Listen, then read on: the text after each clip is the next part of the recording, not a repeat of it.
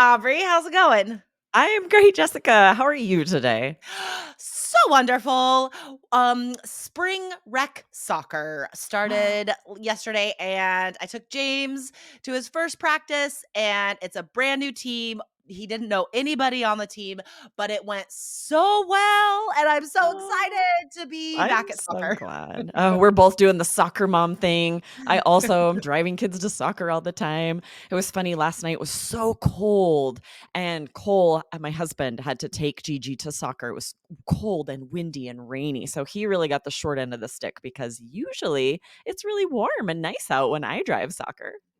Well, you do live in Arizona, Yeah. so it is Normally, usually it's warm. nice out. So fantastic use of that idiom. Guys, we are going to teach you 4 idioms today, all with the word short. Aubrey, why is it important for students to learn amazing idioms?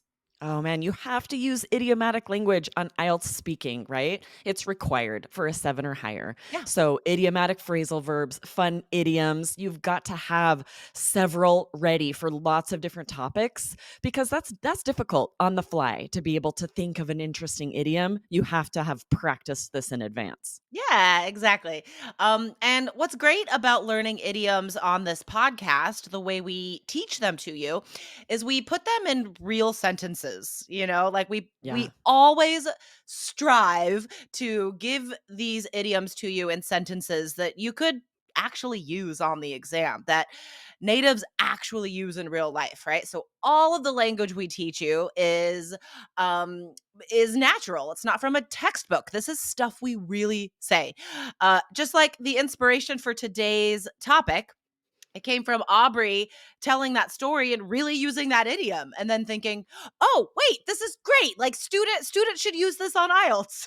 Exactly. I said that to my husband. "Oh, sorry, you got the short end of the stick." And I immediately made a little note because I'm like, oh, that would be super useful on IELTS speaking anytime to talk about something being a problem or just having something kind of negative happen, which you are likely going to want to talk about that. So Totally. some idioms are just more useful. And when they are, we definitely want to share them. And I loved what you said, Jessica. It's so true that if you just memorize a list of idioms, that you found online or in a textbook, that is not very helpful. You need Not them with helpful at all. sentences, right? With the types of questions that they might apply to. So you're right. This is where you want to learn idioms.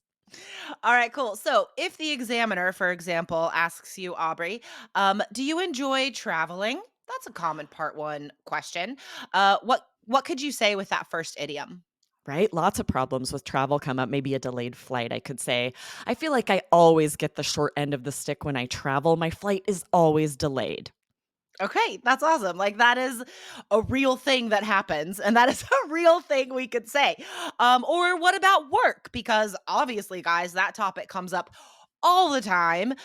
In speaking part 1, you have like a 50-50 chance of being asked Right? about your work or studies, like right away, first group of questions.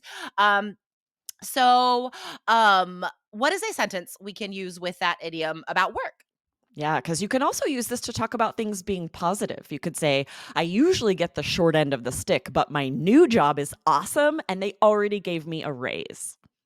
So, what would that be referring to? Because I feel like I would have to describe how I got the short end of the stick before, you Yeah, know? I guess you could, right? This is kind of a sentence in a vacuum. So if you were talking about, having difficulty in past jobs, not being able Yeah, to get promotions, feeling totally. stuck, say, yeah, and you'd say like, oh yeah, usually I get the short end of the stick when it comes to salary or being able to have a great job, and then you're sharing these positive things about your current job. Awesome. Awesome. And remember, guys, if you're a general training student, all of these idioms today could definitely be used in your task 1 letter as well, because again, you have to use interesting language, idiomatic language to get a 7 or higher in writing as well. Do you think short end of the stick is formal enough for task 2?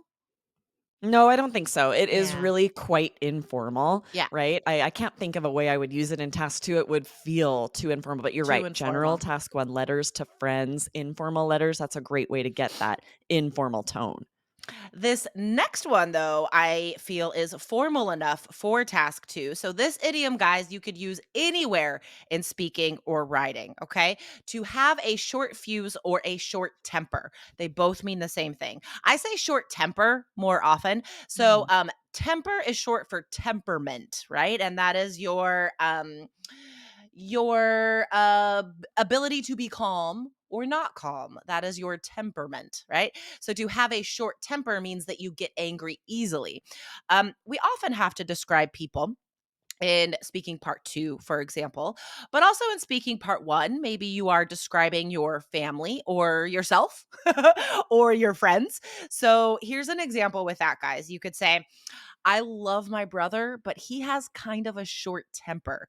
It's the worst in traffic. If someone cuts him off, he screams at the top of his lungs. Oh, that's a great idiom too, right? At the top of your lungs, meaning as Yeah. loud as you can possibly scream. That is a very fun idiom, actually. Yes. We often Nice. use it. This is a bonus idiom, guys. We often use it like in a positive way to describe like getting great feelings or emotions out, like singing at the top of your lungs, just like belting it out, singing as loud as you can, because that feels great. Yes, this would be so perfect if you were asked to describe a favorite song or talk about music that you Yeah, like at all, just to say, totally. "This song I like to belt at the top of my lungs." Like if you're in the shower and singing as loudly as you can. All right, guys. So our next idiom is in short supply. This is especially applicable today, guys, because, supply chain issues. I'm sure you are experiencing these no matter where you live. You should have seen this in the news at some point because as IELTS candidates, you should be reading the newspaper at least once a week. So, in short supply, I would say is formal enough for writing. um, it is succinct and easy to use, Um, and yeah, so very applicable today. Now, let's think of like an informal way we could use it in speaking part one. If you have to talk about restaurants or eating out, that's a common part one topic. Aubrey, what would you say, or how could you use this if the examiner says, are there any good restaurants in your neighborhood? Yeah. Oh, good restaurants are in short supply in my neighborhood. Honestly, I have to drive 10 minutes to get any good food that's affordable. Yeah, Ugh. this just means there aren't enough of them. You would like there Yeah. to be more, right? And it's so true that this is really useful as well for speaking part three, writing task two. Think of all the things you would like there to be more of. Honest politicians are in short supply. Good environmental policies are in short supply, right? Anytime you Fantastic. think something should be more common. You know what? Actually, this could also be used in academic task one. It has to Oh, fit with the yeah. topic, like it has to be appropriate. So if you're talking about like visitors or customers, you could say, visitors to the museum in January appear to be in short supply as Nice. this is rock bottom or something, right? Like that would Meaning be there weren't fantastic. very many. Yes, right? Yeah. This is band 9 vocabulary. I've never seen a student use that on a task 2 or a task 1. So if you guys can use that, that will really impress the examiner and boost that vocabulary score. Awesome. Awesome. All right. What is our last idiom today, Aubrey? Yeah, the last one is come up short, which means to not have enough money for something or maybe not enough time. So, for example, if you wanted to go to a concert like the Taylor Swift concert, what might you say, Jessica, if you don't have the money for it? So you could say, I really wanted to go to the Taylor Swift concert, but I just couldn't afford the ticket. Even working extra hours, I came up short.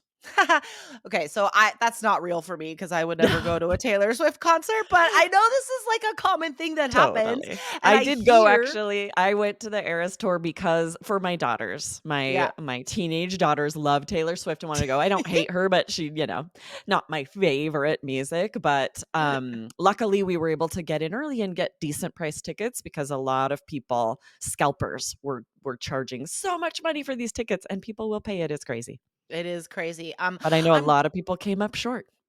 I'm glad that you noted it could be used for time too. I think Hmm. this might be easier actually for students to use it this way because we know you guys are all busy adults just like us, and therefore we always come up Mm. short regarding time, like I have 1,000 things that I want to do every single day, but you know what? Also, every single day I come up short. I never have enough time to do all of the things. Yes, exactly, and you guys, there's so many questions on IELTS where you could kind of, segue into talking about the time to do something. If you're asked about restaurants or parties or going out with friends, talk about your intent to want to be able to do that more, but when it comes to having enough time, you always come up short. Yep. So this one, guys, would be informal though, so don't use it Mm. in task 2. However, anywhere on the speaking test, it would be great. Aubrey, did you know that this is being filmed right now? You are being recorded on a video. Luckily, I did know, or who knows what kind of crazy things I would be doing.